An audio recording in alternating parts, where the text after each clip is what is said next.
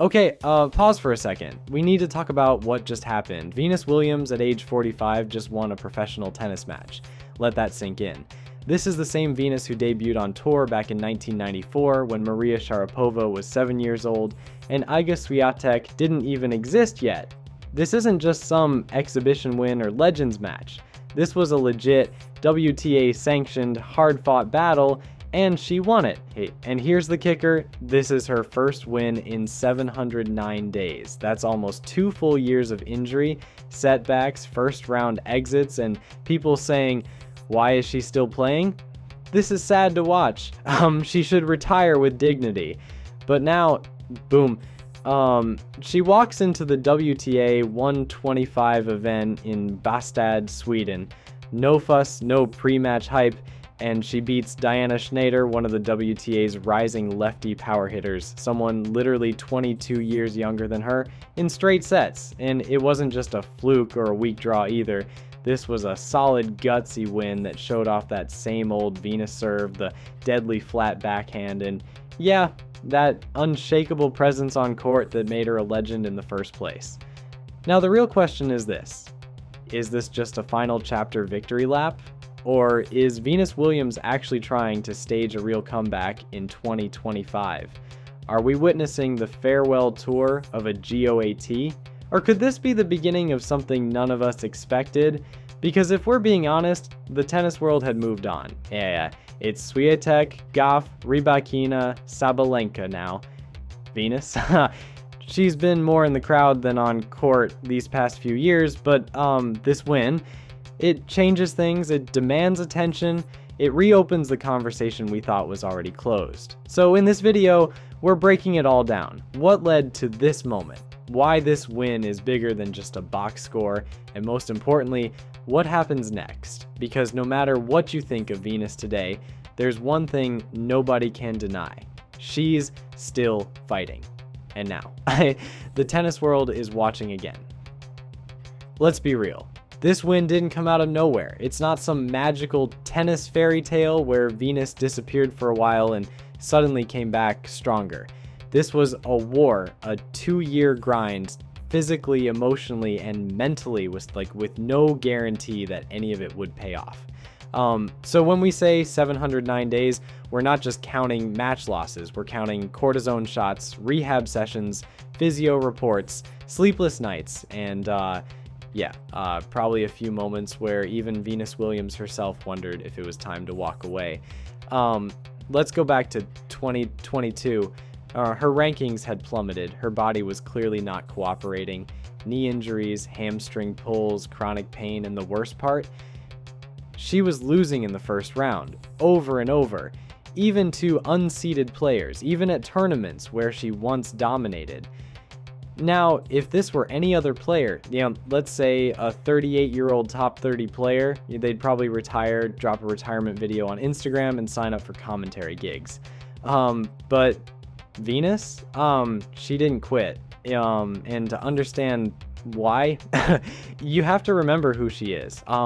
This is the same woman who won Wimbledon 5 times, who became world number one while battling a full-blown autoimmune disease, who came back from a pulmonary embolism scare years ago and still reached Grand Slam finals. So yeah, when her body betrayed her in her 40s, she didn't just say, okay, I guess that's it. She said, let me figure this out. Behind the scenes, Venus was putting in serious work. Training at her private court in Palm Beach, rebuilding muscle groups, working with nutritionists to help manage Sjogren's syndrome, the disease that still affects her energy levels and joint health to this day. And here's something a lot of people missed. In every interview, even after tough losses, she never sounded like someone who was done. She always talked about next steps, like about testing her level, about loving the process. That's rare. That's elite athlete mindset. Even if her results were saying one thing, her words always hinted that she believed, even if nobody else did. And during this 709-day drought, she faced some brutal defeats, like that first-round Wimbledon loss in 2023 to Alina Svitolina, where she took a nasty fall early in the match, and still fought through 3 painful sets before going down. Critics called it sad, But real fans saw the grit, because here's what people forget. Venus Williams doesn't owe us anything.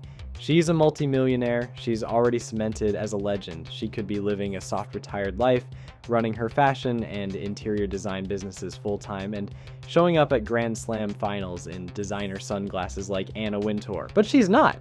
She's still flying coach sometimes to small events, still putting her 45-year-old body through hours of training, still risking more losses just for the chance to compete. Why? Because she loves it. Tennis is her oxygen, and that's why this win in Bastad, as small as it may look on paper, is a massive emotional payoff. Not just for her, but for every fan who never stopped rooting for her.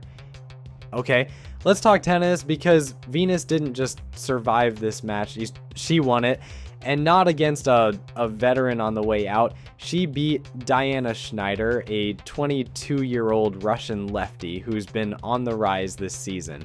And if you watch the match, you know it wasn't a fluke. It wasn't about Schneider choking or Venus getting lucky. It was about a 45-year-old legend playing smart, gutsy tennis when it mattered most. Let's break it down. Right from the start, Venus came out swinging. You could feel the aggression in her racket. Big serves, like vintage Venus 117 miles per hour bombs, flat ground strokes, deep returns, no fear.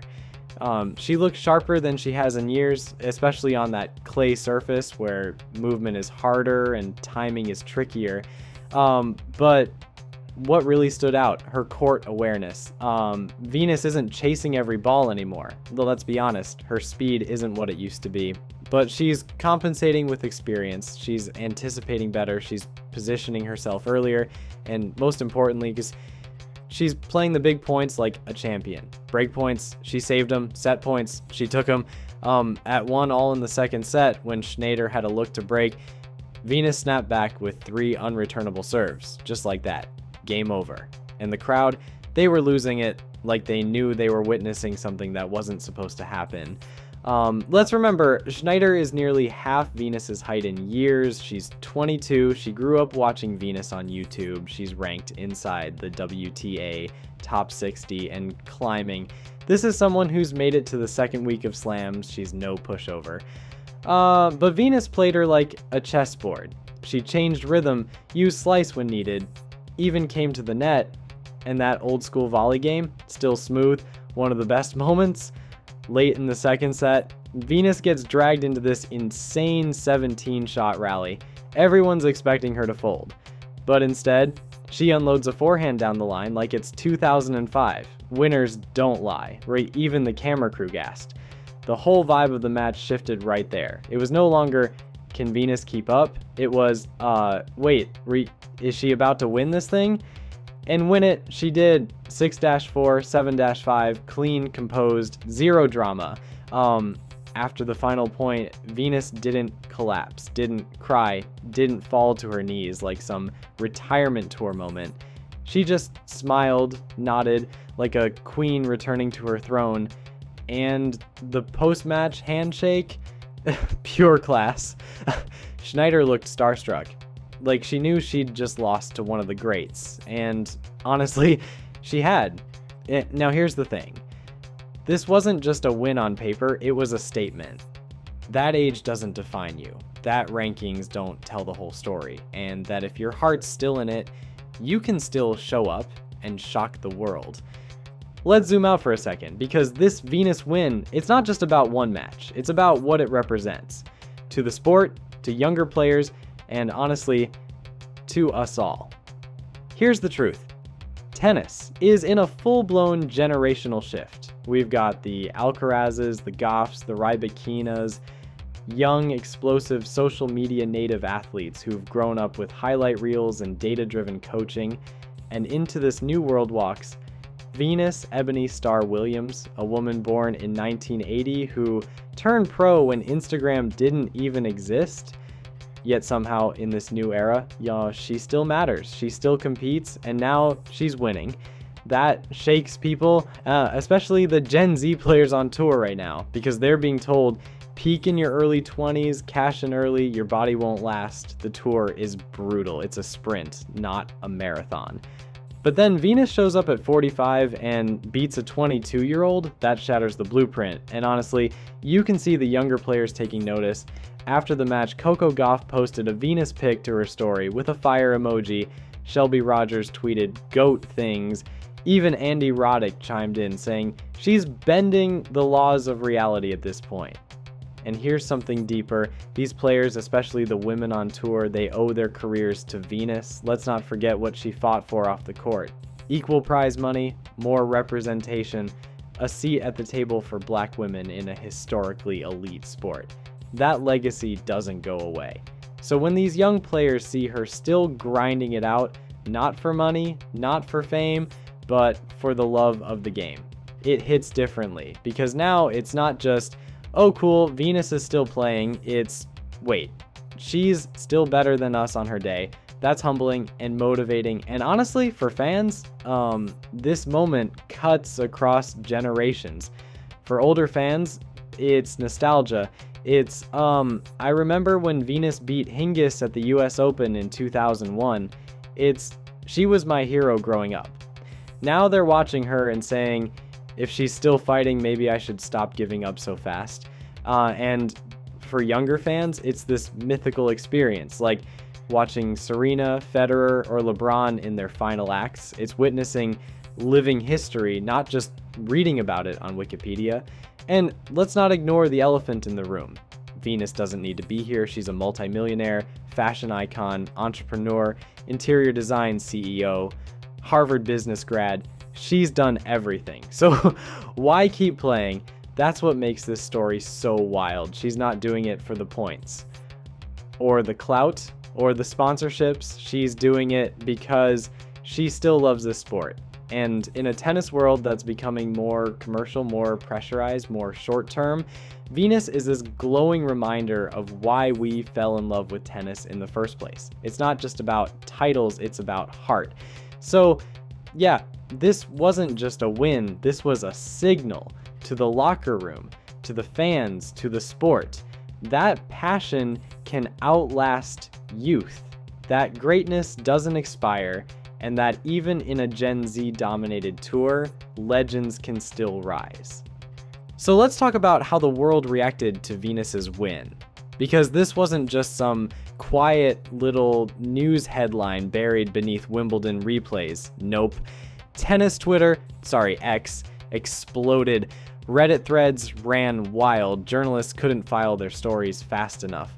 But what's even more telling is how people responded. You had the emotional crowd, fans who've watched Venus since they were kids, people who remember her dominance in the early 2000s, the beaded braids, the power, the elegance, and for them, this win was personal. It was like watching a piece of tennis history breathe again. One tweet with over 100,000 likes simply read, "Venus Williams won a pro match at 45. I'm crying. We don't deserve her." So then there were current and former players. WTA stars like Coco Gauff and Madison Keys posted fire emojis and queen responses. Even legends like Billie Jean King and Martina Navratilova chimed in with nothing but respect.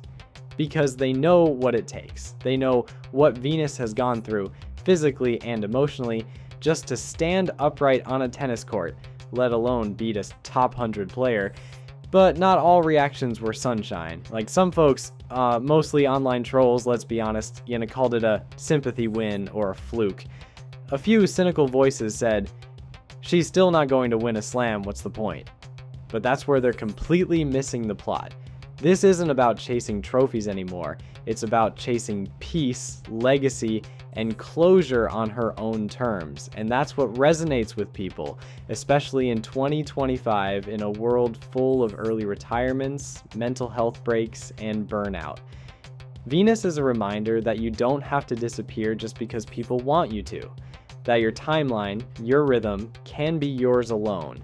And let's not forget the casual sports fans who tuned in just because, wait, she's still playing at 45 and she won? That shock factor pulled in non-tennis eyeballs, and that's powerful.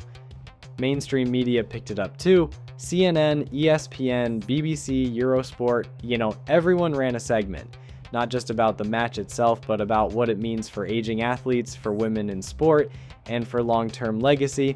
It sparked conversations. Can Serena come back too? Is age really just a number now in modern sports? And should we rethink how we treat athletes past their prime? You see what's happening here?